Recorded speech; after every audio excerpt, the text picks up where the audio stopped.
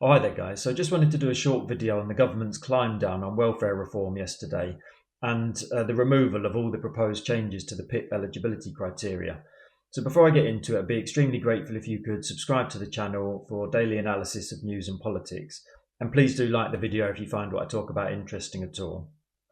So just wanted to comment really on the fact that what's happened this week, it hasn't just happened this week. There's been a sustained campaign over many months to bring this into the public consciousness with a view to forcing the government into these massive changes. So while all the focus in the media over recent months has been on, the government's handling of the winter fuel allowance and then geopolitical issues such as Ukraine or Gaza, this has been rumbling on in the background with individuals and organisations, really strongly making their case at every opportunity. A huge number of organisations, including the MS Society, Rowntree Foundation, Trussell, Mencap, and a whole load of others, plus all the individuals and families who've been lobbying their MP about this, they've made a huge difference on the issue and essentially brought the bill down. Now, I've spoken on other videos about the politics of this, so I'm not going to talk too much about that here, except to say that last week there were about 114 Labour MPs who signalled their intention to rebel.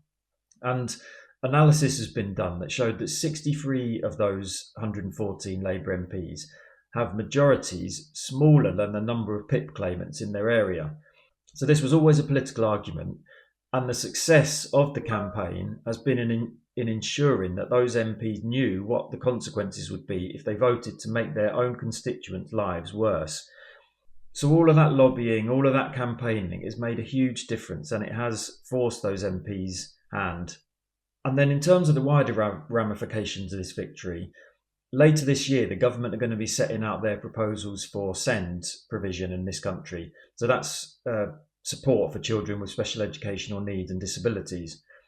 Given the government's position on PIP, it's highly likely that further fights are going to be needed over the coming months, because I suspect that what they're going to try to do in terms of SEND provision is make it harder for people to get the help they need. They're going to raise the threshold for support. So this spirit of organisation and solidarity, it needs to remain and it needs to be built on. Well done, everybody. Thanks a lot, guys. See you next time.